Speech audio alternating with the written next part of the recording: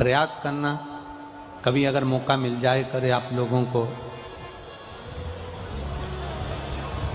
सोमवार की जो अष्टमी होती है,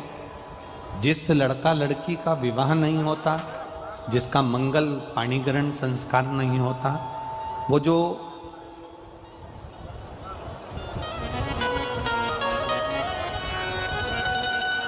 ये अशोक सुंदरी वाली जो जगह होती है, ये शिवलिंग है,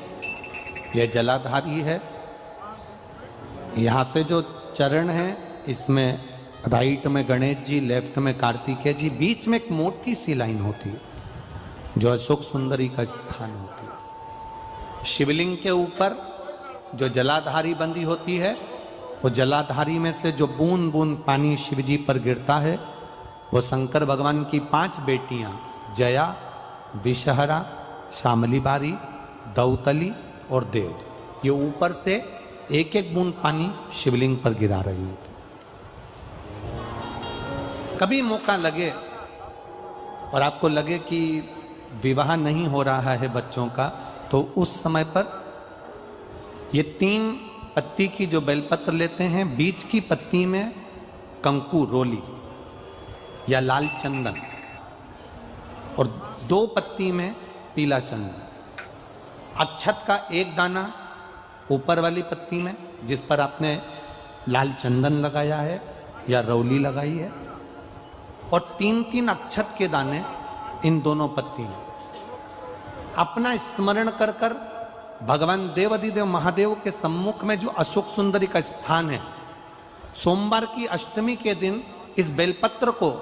डंडी का जो भाग है वो जहां से पानी बहकर जाता है, उस ओर करते हुए इस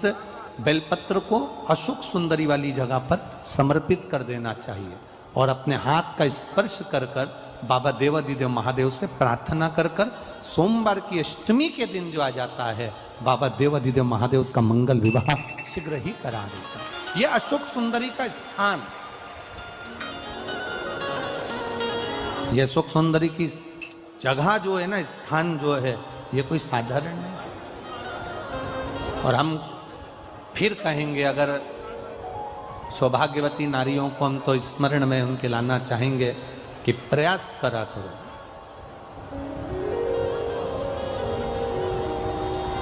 प्रयास करा करो कि सुहाग की सामग्री आप चुंदड़ी देते हो, चूड़ी देते हो, काजल देते हो, लाली देते हो, आप बहुत सारा सामान सुहाग का देते हो, हम मना नहीं करेंगे, पर प्रयास करा करो कि सुहाग की सामग्री कभी भी प्लास्टिक की डलिया में नहीं, बांस की टोकनी में रखकर देना चाहिए।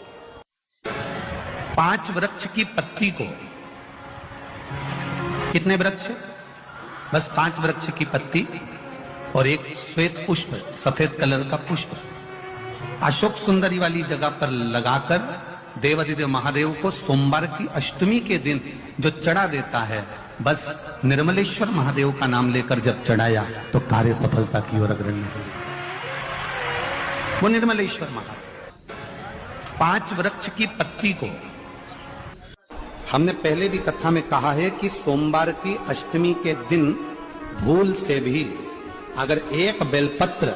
एक श्वेत पुष्प शंकर भगवान को समर्पित हो जाता है, तो ये मानकर चलें कि आपने कुछ मांगा भी नहीं तो भी शंकर भगवान देने के लिए आपके दरवाजे पर पहुंच जाते। हमने पहले भी कथा में कहा है कि सोमवार की अष्टमी के दिन भूल से भी अगर एक बेलपत्र,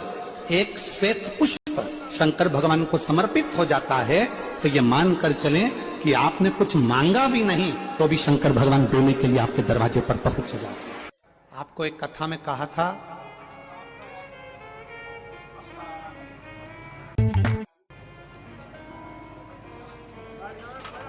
कभी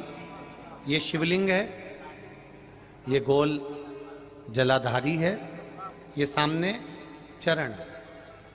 करें दर्शन सबने। ये 2 सामने जो चरण हैं, इसके बीच में अशोक सुंदरी है। कभी कभी विशेष कोई अवसर आए, सोमवार की अष्टमी पड़ जाए या कोई विशेष प्रदोष का दिन पड़ जाए, और आपको लग रहा हो कि मेरा महादेव को मैं जल चढ़ाते चढ़ाते इतना समय हो गया, मेरा महादेव नहीं सुन रहा, तब कभी कभी ऐसा मन में आए कि क्यों नहीं सुन रहा, तब लोटा भरकर जब जल लेकर जाओ, गणेश जी को चढ़ाया, अशोक सुंदरी को चढ़ाया, षडानंद कार्तिकेय को चढ़ाया, माँ जगत जननी जगदम्बा माँ पार्वती को चढ़ाया, वही जल ले जाकर बेलपत्री के वृक्ष पर चढ़ाया। शिव जी को अर्पण नहीं कर पाए। और सरल भाषा में समझ लो इसको, किसी किसी माता को आपने देखा होगा, किसी किसी व्यक्ति को आपने देखा होगा कि वो शिव मंदिर में जाता है, शिव जी को भले जल नहीं चढ़ाता है, पर शंकर भगवान के मंदिर में जाकर इतनी सफाई कर देता है, जहां शंकर भगवान का कहीं बेलपत्र वगैरह पड़ा हुआ है उसको उठाएगा, बीनेगा, फिर यहाँ से धोएगा, श्रृंगार करेगा, यहाँ से साफ करेगा, साफ करके जो पानी जा रहा है वहाँ साफ करेगा, साफ करके एकदम क्लीन करके फिर शंकर भगवान को पोंछ कर स्नान कराकर जल चढ़ाकर फिर उनका श्रृंगार करता रहता है। कभी कभी आपके साथ में भी ऐसा हुआ होगा, आपने भी करा होगा, ऐसा नहीं कि नहीं करा। कभी कभी सब दूर सफाई के बाद शिवलिंग की सफाई करना भूल गया, या शंकर जी के शिवलिंग पर जल चढ़ाना भूल गया, जल चढ़ाकर आ गया। अब आ तो गया, पर चिंता देवादिदेव महादेव को लग गई। मेरा था, भक्त था, उपास करता था, शिवरात्रि का व्रत करता था, पशुपति व्रत करता था, सोमवार सावन के करता था, 16 सोमवार करता था, पर आज इसको ना जाने क्या हो गया कि ये मेरे ऊपर जल ना चढ़ाकर सब दूर जल चढ़ाकर चले गया। देवादिदेव माता पार्वती जी से कह देते हैं, सुन पार्वती, अगर कोई भूलवश भी मुझ पर जल चढ़ाना भूल जाए और तेरे हस्त कमल पर जल चढ़ा कर जाए, तो पार्वती जितना फल मैं प्रदान करूं उससे दुगना फल तुझे प्रदान करना है। यह शिव कह रहा है।